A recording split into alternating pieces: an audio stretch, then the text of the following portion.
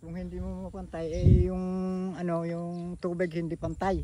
Opo. May mataas. tubigan, may hindi. Ayan yung tubuan ng damo. Yun. Kailangan na pantayin mo. Yan ang dapat na farmer. O, ano na to? Ilang taon na po kayo ulit? 75. 75 years old. Oo. Oh, 1949. 1949. Na ngayon Manong, hindi ka na magsasaka pero pupunta-punta ka dito. Pag pumunta ka dito, may sweldo ka sa akin. Ha? Ay, oo, salamat po. Kita ko naman po, para kung tatay kayo eh. Oo, 75 years old. Grabe no.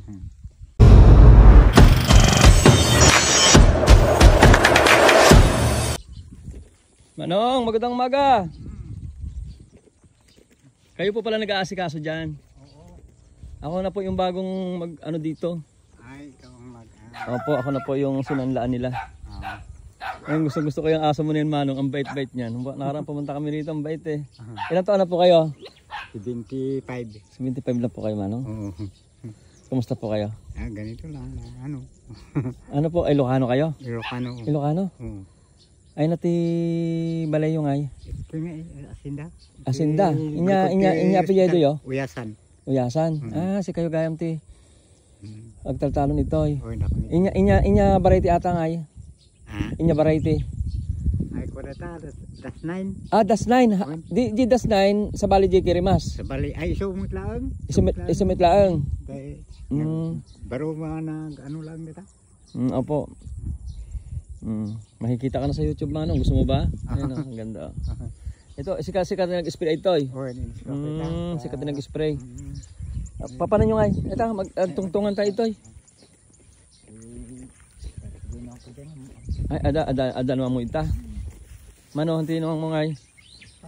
Apat. Hal mo ilako. Haan?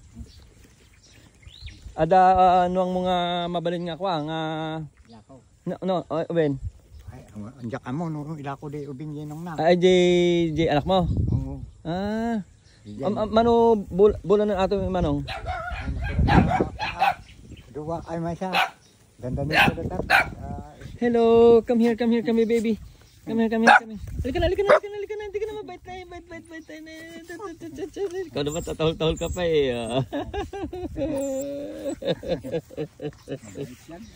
Ang bait eh. Parang may mga pusa ka pa dyan, Manong, ano?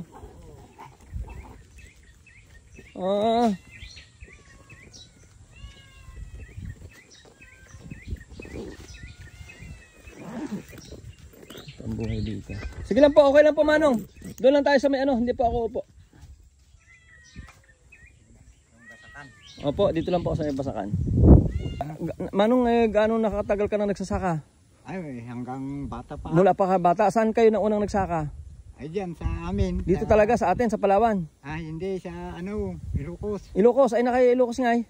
Quirino. Quirino? Oo. Mga kamag-anak mo doon, inya apelyido? Tandagan. Tandagan, shoutout sa mga kamag-anak ni Manong. Sa Ilocos. Paano, Manong, ang pinang-control mo ng damo? Ay, sprayan mo bago. Anong pinang-spray nyo po? Yung ano, anong pangalan yan? Sopit? Hindi, yung direct. Sopit yan. Direct? Direct, yun, direct. Direct 800? After kayo nagsabog nito, bago nag-spray kayo ng direct? Kanyan. Dalawa? Isa? Tatlong araw after na nasabog. Anong itsura? Mabasa-basa lang yung lupa? Oo, hindi lang magbitak. Ang ganda ng bilib ako sa pagkontrol nyo ng damo. Kahit na makapal yung sabog, at least nakontrol ninyo yung damo.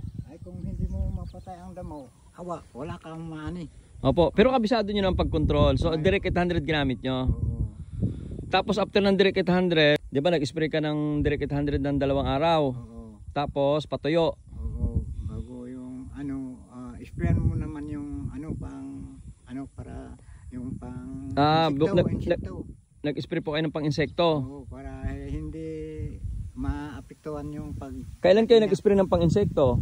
Yan yung pag tapos ng ano, spray mo ng pang-damo 3 araw. Pang-insekto? Para hindi madapuan ng insekto. Tapos pag ano yan patubigan mo, palubukan mo ng tubig. Gaano katagal kayo nagpapalubog ng tubig? Hindi, kailan ka nagpalubog ng tubig? yung ano pa Mga ilang araw?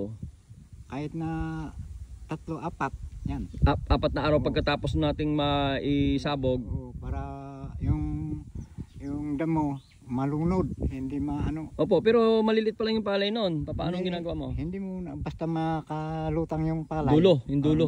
Dulo Ng dahon. Buhay yan. Ang dulo lang. Oo, Yung sa dulo ay nakalitaw. O nakalitaw. Para, Mga ilang araw naman nakalubog yon. Kung 4 na araw, 3, pwede. Very good. So yung Para, tinuturo ano, natin.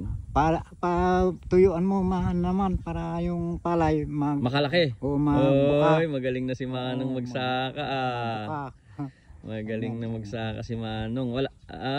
Tapos? Pag ano yan yung maano man pag ano ganito na kanyan yung mag-abono ka na. Yan yung Abonuhan mo na ng anong inaabono mo diyan? yung Complete lang. Complete lang.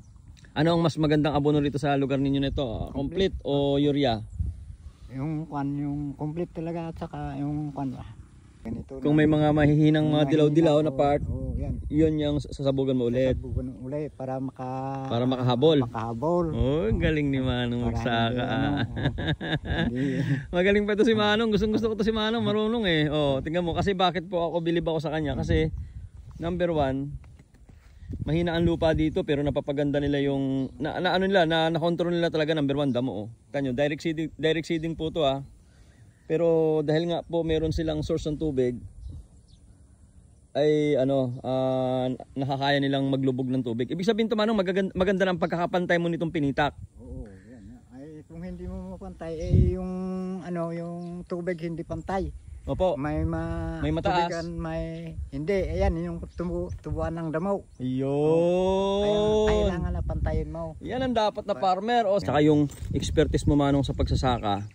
Nakikita ko marunong ka magsaka. Ay, bata pa ako. Yan ang. Oo. May mga gagawin lang po tayo rito Manong. Actually, nagluluto ako ng mga proseso dito na may mga ipot ng manok akong ginagawa. Ay, ganun. Opo, hindi pa Ayun, ako. magandang pang-abono. Opo, pero iluluto po yun, may proseso po yun. So, tingnan nyo lang po yung sistemang gagawin natin. Actually, kung sino po nagsabog nito? Yan, yung mga kamag-anak ko. Kamag-anak nyo. Ito po Manong, ilan ang nilagay nyo sa isang hektarya? Ano ito?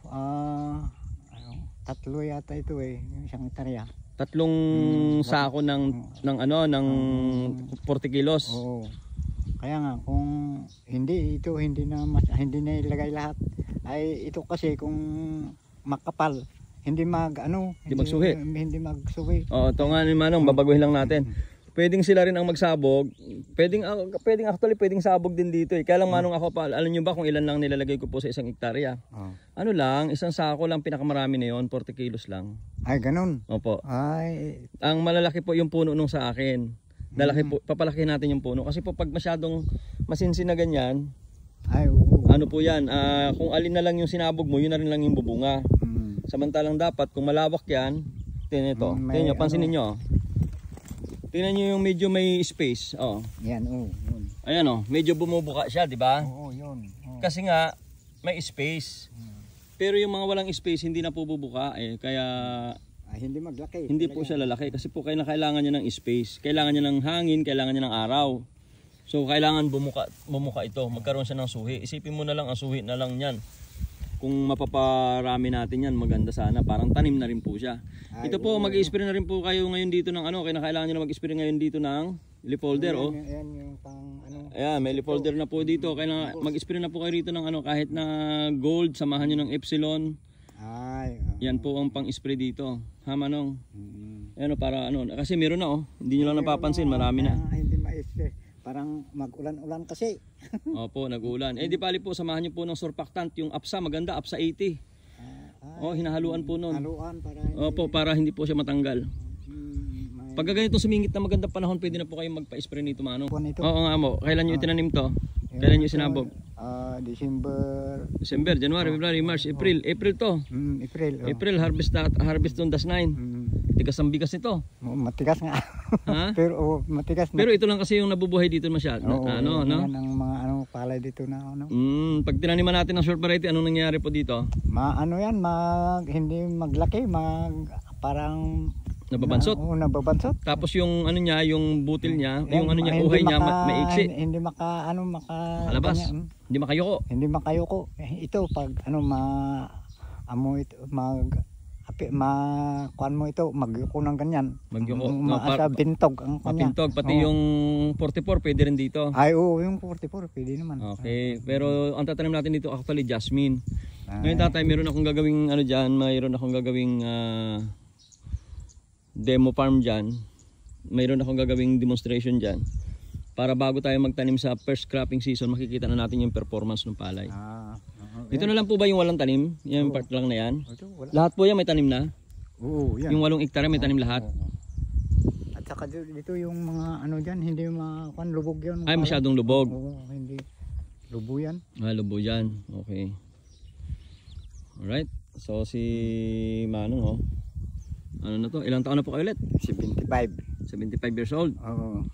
Oo. 1949. 1949. Na ngayon Manong, hindi ka na magsasaka pero pupunta-punta ka dito. Pag pumunta ka dito, may sweldo ka sa akin. Ha? Ay, oo, salamat po. Bibigyan kita ng ano.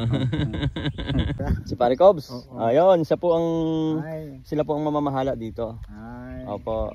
Kayo Manong, pasyal-pasyal kayo pag may mga sa pagpapatubig, sa pagbababad. Ay, oo, Eksperto sila sa pagbababad ng tubig para doon sa damo. So ito si Manong, 75 years old, matagal lang nagsasaka. Parang tatay ko, pati pa, parang tatay ko eh. Oo. Kita mo talagang hirap ng farmer, no? Grabe.